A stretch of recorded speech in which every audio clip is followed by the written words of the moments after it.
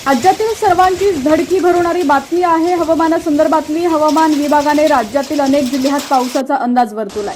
मात्र मुंबई आणि कोकणातील काही जिल्ह्यांना उष्ण आणि दमट हवामानाचा येलो अलर्ट देण्यात आलाय, तर काही ठिकाणी मुसळधार पावसाचा येलो अलर्टही जारी करण्यात आलेला आहे। पूर्व मोसमी पावसासाठी पोषक वातावरण तयार झालेलं आहे। मध्य प्रदेशापासून विदर्भ, मराठवाडा आणि कोमोरीन भागापर्यंत हवेचा कमी दाबाचा पट्टा सक्रिय झाल्यानं विदर्भ, मराठवाडा आणि दक्षिण मध्य महाराष्ट्रात मेघगर्जनेसह हलक्या ते मध्यम प्रतीचा पाऊस पडेल असा अंदाज हवामान विभागानं वर्तवलेला आहे।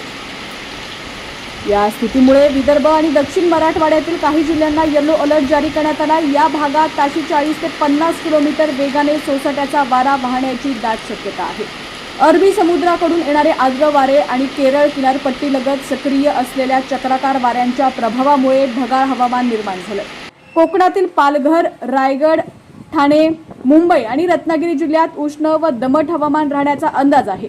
विदर्भासह दक्षिण मराठवाड्यात विजांच्या कडकडाटासह वादळी पाऊस होणार असल्याचा अंदाज आहे। दक्षिण कोकण, गोवा जिल्ह्यातील काही ठिकाणी विजांच्या कडकडाटासह मेघगर्जना, हलका ते मध्यम पाऊस आणि ताशी 30 ते 40 किलोमीटर वेगाने सोसाट्याचा वारा वाहण्याची दाट शक्यता आहे। कोकण, गोव्यातील काही भागांमध्ये उष्ण आणि दमट हवामान राहण्याची दाट शक्यता आहे। राज्यात तापमानात घट झालेली असून अनेक जिल्ह्यात मुसळधार पावसाचा अलर्ट देण्यात आलाय। ठाणे, रायगड, रत्नागिरी, सिंधुदुर्ग, कोल्हापूर घाट, कोल्हापूर, सांगली, सोलापूर, जालना, परभणी, हिंगोली, नांदेड, लातूर, धाराशिव, अकोला, अमरावती, चंद्रपूर, नागपूर, वर्धा, वाशिम, यवतमाळ या जिल्ह्यात वादळी वाऱ्यासह विजांच्या कडकडाटात मुसळधार पाऊस होईल अशी शक्यता आहे।